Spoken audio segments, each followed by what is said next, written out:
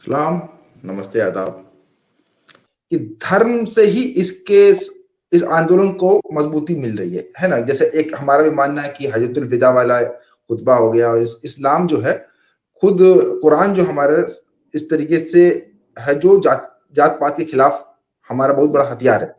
जबकि एक वर्ग हमारे हमारे आंदोलन का वो है जो कहता है कि धर्म आंदोलन को कमजोर कर देगा। ठीक है, इस सवाल को कैसे देखते हैं वकार भाई और विनय भाई दोनों? नहीं, मैं उसके बता बाद रहा हूँ। अगला सवाल देखिए पहले दो इस सवाल तरह की चीजें होती हैं। जी जी जैसे दो तरह की चीजें होती हैं। एक होता है कि कोई आप जहां जाना चाहते हैं वहां आपको धर्म रोक रहा है। जैसे भारत में यह था कि अगर आप समुद्र पे सफर कर लेंगे तो आप पापी हैं। और आज भी जो बड़े विकसित लोग हैं वो शंकराचार्य उन्हीं को चुनते हैं जो समुद्र पे सफर ना किया हो। जो समुद्र पे सफर ना किया हो शंकराचार्य वही चुना जाता है। इस मामले में दो तीन छोटी छोटी लाइन में बताऊं। जैसे कुरान सीधे सीधे पूरी जड़ को काट देता है और उस जमाने में बिलाल हब्सी जो है सबके बराबर खड़े हो जाते हैं। आखिरी खुतबे में एक मतलब मास्टर बात कही गई कि काले गोरे अरबी अजमी किसी को किसी फौकियत नहीं है, तकवा। भारत में जो पहला सुल्तान बना वो अलग बात है, वो खुद जातिवादी निकल गया। जैसे हमारे यहाँ भी जाति पसमानदा में भी जातिवादी लोग होते हैं। लेकिन भारत में जो पहला सुल्तान बना वो गुलाम बना, वो पूरा गुलाम वंश है। और महमूद गजनवी भी गुलाम था, साबुद्दीन गौरी भी गुलाम था, अलतगीन का गुलाम थे सुबुक्तगीन, उसका बेटा है ये। तो मतलब गुलामों की एक परंपरा चली है। और ये जो वंश चला है कुर्लुस उस्मान वाला, वो सब भी मामूली चरवाहे और बुनकर थे कालीन के। तो हमारे यहाँ मजहब से फुल फलेस मतलब जगह मिल रही है कि आप लड़ सकते हैं इन अशराफों के खिलाफ, इन सैयदों के खिलाफ, इन इब्लीस जो निजाम चला रहे हैं खुद से ये, उनके खिलाफ आप लड़ सकते हैं। और कुछ धर्मों में ऐसा है कि जहां वो स्पेस नहीं है तो वहां आपकी मजबूरी बनती है कि आप धर्म के खिलाफ जाएं। जैसे हमको फिका के खिलाफ जाना है। जैसे हमारे यहाँ जो फतवे होते हैं ट्रिपल तलाक वाले, वो फिका से आते हैं। फिका की जो बड़ी किताब है हिदाया, जो मनुस्मृति से ज्यादा अहम किताब है हिदाया। क्योंकि ओझा साहब का कहना है कि मनुस्मृति जो है वो कानून की किताब है, धार्मिक किताब नहीं है। लेकिन हमारी हदाया कहीं ना कहीं धार्मिक किताब भी है। तो हम लोगों ने हदाया को एकदम से टोटल हदाया का बाइकाट कर दिया है। हमारे जो मसलक हैं वो मजहब की जगह ले लिए हैं और हम मसलकों का इनकार कर रहे हैं ताकि जातिवाद के खिलाफ लड़ सके। इस्लाम और देवबंदी बरेलवी ये दो आइडेंटिटी है। तो हमें फिका और मसलक दोनों का मदरसा जो यहाँ का निजाम है, इन तीनों का इनकार करना है, किया है हमने। और हमें इस्लाम, कुरान और नबी की सुन्नत, क्योंकि नबी तो खुद ही पसमानदा थे, नबी तो खुद ही पसमानदा थे। इसलिए यहूदियों ने इस्लाम कबूल नहीं किया था। ये कहे कि वो पसमानदा है, हम तो समझ रहे थे हमारे यहाँ आना है। तो मजहब इस मामले में हमारा सपोर्ट कर रहा है और हम मजहब और संविधान दोनों को लेकर के अपने आंदोलन को आराम से चला सकते हैं। जी जी। अच्छा, वकार भाई आप जो बात बोल रहे हैं तो हम ये देख रहे हैं कि पूरी मुस्लिम उम्मत जो है फिरकों में और इस समय बटी हुई है। तो हम कैसे मतलब समझा पाएंगे कि एक हनफी को जो भारत की बात कर ले कि तुमको हिदाया के खिलाफ खड़े हो जाना है, वो तो कहेगा तुम लोग वहाबी हो इसलिए तुम हिदाया देखिए, के खिलाफ खड़े हो। नहीं, यासिर नदीम वाजदी ने ये कहा है इस बात को। उन्होंने हमारे ऊपर दो इल्जाम लगाया है, एक तो संघी होने का और दूसरे वहाबी होने का। दोनों एक साथ उन्होंने ये कैसे नहीं कहा लग कि हम जाएगा? इस्लाम के खिलाफ बात कर रहे हैं, उन्होंने दोनों ये एक साथ कहा कि कैसे हम लग हनफी फिका के खिलाफ बात कर रहे हैं। अच्छा अच्छा इसका फायदा हमको आगे चल के अरब से मिल जाएगा। अच्छा। तो नहीं, मेरा क्वेश्चन वही है कि फिर तो ये तो बड़ा टफ काम है ना कि आप जो है कुछ ऐसी बात कर रहे हैं जैसे कि हम सुनते हैं कि अरैदी जो थे रिफॉर्म के तरीके से उठे थे और फिर अपने आप में एक फिरका बन गए। तो यही पसमानदा आंदोलन का अंत भी ऐसा ही होने वाला है। नहीं, देखिए, जैसे अभी अभी हम पूरे मजहबी है नहीं, हम मजहब की कुछ चीजों को लेकर चल रहे हैं। जैसे भारत का संविधान कुछ यहाँ से लिया गया, कुछ वहां से लिया गया। जो अच्छी चीजें थी वो लिया, वैसे हम भी जो अच्छी चीजें हैं हम वहां से ले रहे हैं अपने अपने आंदोलन के लिए। अपने आंदोलन के लिए कुरान और सुन्नत से जो अच्छी चीजें ले रहे हैं, कुछ चीजें हम भारत से ले रहे हैं, कुछ अम्बेडकर जी से सीख रहे हैं, कुछ विनय भाई सीख रहे हैं। तो हम फिरका नहीं बनने वाले हैं। अलबत्ता ये कि जितने फिरके हैं 10 साल के अंदर अंदर में बहुत ज्यादा वो बदल जाएंगे।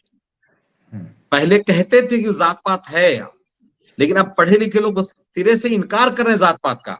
आज एक रौतारा अशरफ भाई है, अशरफ आदमी, उन्होंने लिखा जाति के कालम में कि जिसे मैं नहीं मानता हूं। और इमरान खान ने कहा था दुनिया में 2 लोग बनाए गए, एक इंसान एक पठान। मतलब जाति इतनी हावी है, एक इंसान, अल्लाह ताला ने 2 कौमें बनाई, एक इंसान एक पठान। लेकिन अब ये लोग कम से कम भारत में लोग इनकार कर रहे हैं जातियों का, अपर क्लास के लोग भी इनकार कर रहे हैं। और हम लोग बहुत ज्यादा वक्त नहीं लगेगा, 5 से 10 साल में, 5 से 10 साल में जब तक आपके बाल थोड़े थोड़े पकने चालू होंगे, तब तक हम लोग पूरी लड़ाई जीत लेंगे इंशाल्लाह। अच्छा विनय भाई, आप इससे सवाल, क्योंकि आप वकार भाई से एक अलग पर्सपेक्टिव से बात कर रहे हैं, तो मैं समझना चाह रहा हूं कि आप कैसे देखते हैं कि सामाजिक आंदोलन में धर्म का इस्तेमाल कितना आपको लग रहा है कि ये उचित है आंदोलन के लिए कि नहीं? क्योंकि एक पूरा हमारे अंदर ही, हमारे आंदोलन के अंदर ही एक एक इंटेलेक्चुअल का एक लाइन है ना जो इसको नकारती है, जो कहती है कि धर्म का इस्तेमाल नहीं करना चाहिए। जी देखिए, मुझे लगता है कि हम जिस समाज में रहते हैं, मनुष्य जिस समाज में रहता है, उसे सेलिब्रेशन चाहिए होता है, और उसे सेलिब्रेशन का मौका आप किस रूप में दे रहे हैं ये इंपॉर्टेंट है। आप धार्मिक आयोजन करके दे रहे हैं, सांस्कृतिक आयोजन करके दे रहे हैं, या फिर पारिवारिक और कुल देव की जो पूजा या फिर इस तरीके से जो चीजें होती है उस तरीके से आप दे रहे हैं। लेकिन अब देखिए, अब शुरू में बात हो रही थी ना कि आप इसको कोई किसी मजहब में तब्दील तो नहीं कर देंगे। तो मजहब में तब्दील जब चीजें होती है तो वो जाके एक ब्रेकर का भी काम करती है कई बार। एक जो अपनी पारंपरिक चीजें जो चली आ रही है, जैसे मान लीजिए कि कुरान हो गया, हदीस हो गया, वो चीजें तो वो रहे, और उसके हिसाब से, चूंकि धर्म हमें अनुशासित भी करता है, इसे हमें ध्यान देना चाहिए।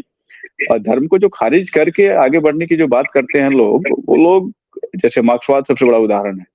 मार्क्सवाद में इसकी खूब चर्चा होती रही, लेकिन मार्क्सवाद आज देखिए दुनिया में कितना सिमट गया कि वो केवल नकारने की बात करता है, अनिश्वरवाद की बात करता है, जबकि ऐसा कहीं है नहीं। मनुष्य मतलब आदिम काल से ही वो प्रकृति का पूजा करता रहा, अलौकिक शक्तियों का पूजा करता रहा। तो इसलिए हमें नहीं लगता है कि कंप्लीटली धर्म को अलग हटा के और हम किसी तरीके की कोई ये क्रांति या सामाजिक बदलाव या इसकी बात कर सकते हैं, उसके साथ रहे। क्योंकि देखिए, यूनिवर्सिटी में पहुंचने के बाद, कॉलेज में पहुंचने के बाद, इतना एजुकेशन लेने के बाद भी हम उससे अलग नहीं हो पाए हैं। तो और सोचिए हमारी संख्या कितनी है, हमारी संख्या बहुत कम है। मतलब मुश्किल से 3 या 4% है ऐसे लोगों की संख्या जो लोग इस स्तर तक पहुंचे हैं और जो ऐसे बात कर रहे हैं, ऐसे सोच रहे हैं। तो बाकी जो 90% आबादी है हमारी, वो तो जिस फोल्ड में, हमें उस फोल्ड में जाके बात करनी पड़ेगी उससे। अब सवाल ये आता है कि उससे हम बात भी करें और उसे हम समझाने की कोशिश भी करें कि नए नए तरीके के फिरकों में, नए नए तरीके के जो नैरेटिव रिलीजन के जो दिए जा रहे हैं, उसमें उसके ट्रैप में आने की जरूरत नहीं है, उसमें फंसने की जरूरत नहीं है, बल्कि धर्म को एक धर्म के रूप में देखना है और आस्थावान बने रह के, और धर्म के चपेटे में लेके और जो दिग्भ्रमित करने की या जो मिसगाइड करने का काम हो रहा है उससे रोकना है। एक ऊपर अल्लाह को देखना है और भगवान को, या जो कोई भी आराध्य है आपके, लेकिन समाज में जो अलग अलग तरीके की विसंगतियां हैं, चाहे वो जाति को लेके हो या फिर वो संप्रदाय को लेके हो, उस पर बात होनी चाहिए। मुझे लगता है कि पसमानदा तबका तो, या फिर जो पिछड़ा या बहुजन है, वो केवल ब्राह्मण और अपर कास्ट को गाली देता है, जिसकी आबादी हमने खुद ही घोषित कर दिया है कि भाई 15% है। सेम यही स्थिति मुस्लिम में भी है। लेकिन क्या 15% को छोड़ के बाकी जो 85% आबादी है वो आपस में बेटी रोटी का संबंध करती है क्या? जी, धार्मिक व्याख्याएं हैं, अगर पसमानदा आंदोलन मजबूत होता है तो उस पर क्या असर पड़ेगा? क्योंकि आप जैसे हम बोल रहे हैं, मैं सवाल पूरा कर लूं, जैसे आप हिदाया के खिलाफ जा रहे हैं, या हम कुछ सूफिज्म के लिए बोलते हैं कि वो सैयदवाद को ही बढ़ावा देता है, या फिर आप सूफिज्म हो गया, हिदाया हो गया, या फिरके के जो बहुत बड़े बड़े बानी हैं, अशरफ अली थानवी, अमर रजा खां बरेलवी, इनकी जातिवाद को हम लोग काउंटर कर रहे हैं, तो अगर पसमानदा आंदोलन मजबूत होता है तो धार्मिक व्याख्याओं पर क्या इसका असर पड़ेगा? देखिए, बहुत सी जो मान्यताएं हैं वो टूट जाएंगी। जो मुसलमानों में असली जो दिक्कतें हैं, असली दिक्कतें अलग टाइप वाली। जैसे असली दिक्कत क्या है कि मुसलमानों को मस्जिद में जब ये जाता है नमाज पढ़ने, तो वहां ये सुन के आता है कि जो गरीब मुसलमान होगा वो 500 साल पहले जन्नत में जाएगा। तो इस तरह की बहुत सारी जो मान्यताएं हैं वो टूट रही हैं। और जब ये मदरसा सूफिज्म का एक दूसरा रूप है, सूफिज्म का एक दूसरा रूप है ये मदरसा, तो ये इनका जो असर है वो खत्म हो रहा है और ये खुद सुधार कर रहे हैं। इस वक्त भारत में मदरसे सबसे ज्यादा असरी जो उर्दू इंग्लिश नहीं मालूम, जो मॉडर्न एजुकेशन है उसको सबसे ज्यादा इस वक्त प्रमोट कर रहे हैं मदरसे वाले पूरे भारत में। उनकी बराबरी पे कोई नहीं है। कोई ऐसा मदरसा नहीं जिसने अपना लड़कियों का डिग्री कॉलेज ना खोल लिया हो निकाह वाले मैटर के बाद।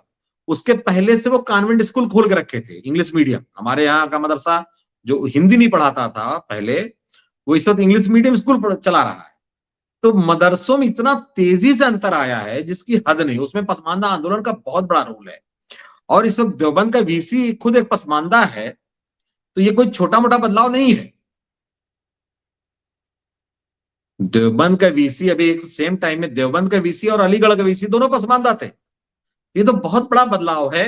बस थोड़ा सा बहुसंख्यक समाज की तरफ से ईमानदारी से देश हित में अगर हम लोगों का सपोर्ट हो जाता है तो भारत में सारे जो सवाल है सांप्रदायिकता वो सब के सब खत्म हो जाएंगे। और मुस्लिम सांप्रदायिकता इतनी मजबूत नहीं है कि उसे तोड़ा ना जा सके। बहुत आसान है, लेकिन जैसे आपने कहा ना कि अलीनवर साहब दूसरों के साथ एडजस्ट नहीं कर पा रहे हैं, मतलब अपने फायदे के लिए एडजस्ट नहीं कर पा रहे हैं। जो अलीनवर साहब के साथ दिक्कत है वही मोदी जी और राहुल के साथ दिक्कत है कि हम राज्यसभा भले ना जाएं लेकिन हम आपकी बात नहीं सुनेंगे। जी विनय भाई, अच्छा एक बात और मैं पूछ ही लेता हूँ। जैसे कई साथी इसी पे पसमानदा डेमोक्रेसी में लिखते हैं कि मुसलमान चाहे पसमानदा चाहे अशराफ हो, वो हिंदुओं को बोलेगा ही कि फी नारे जहन्नम में जाओ, मरने के बाद ही सही लेकिन जहन्नम में जाओ। नहीं, देखिए वो धर्म की जय हो, अधर्म का नाश हो, मलेच्छ, राक्षस, देखिए इस तरह के सिंबॉलिक चीजें हैं। यहूदियों के साथ जो है, मतलब यहूदियों के खिलाफ बात होती है, लेकिन ऐसा है कि अगर फलस्तीन का झगड़ा ना हो, फलस्तीन इजराइल का झगड़ा ना हो, तो हमारा यहूदियों से कोई दिक्कत ना हो। और वहां ईसाई और मुसलमान फलस्तीन में एकदम एक साथ रहते हैं, मतलब दोनों एक दूसरे की मदद करते हैं। भारत में सिख आजकल मुसलमानों की मदद कर रहे हैं। पहले यहूदी भी रहते थे, सुल्तान सलाहुद्दीन अय्यूबी ने यहूदियों को निकाला नहीं था, वो उनको वहां पे नहीं यहूदियों को निकाला नहीं था, बसाया था उल्टा। मैं सही कर दूं इसको कि यहूदियों से पैसा लेके लड़े थे और यहूदियों को फिर वहां बसाया था, क्योंकि ईसाइयों ने वहां एंट्री नहीं दिया था। देखिए इस पे एक बार अलग से एक बार बात की जाए विनय भाई को लेकर के कि जैसे मैं एक लाइन कंप्लीट करता हूं आपको कि जैसे मुसलमानों को पूरी दुनिया में जिस तरह समझा गया है वो उस तरह के नहीं है। जो उनके ऐब है उस पर चर्चा नहीं होती, जो उनकी अच्छाइयां कई बार उसको ऐप बना के पेश कर देते हैं। हर कौम में कुछ अच्छाई और कुछ बुराई होती है, तो हमें उन पे चर्चा, जैसे जातिवाद मुसलमानों की बहुत बड़ी समस्या भारत की है, उस पर कोई चर्चा नहीं हुई। चर्चा किस पे हो रही है? हलाला चर्चा हो रही है। अच्छा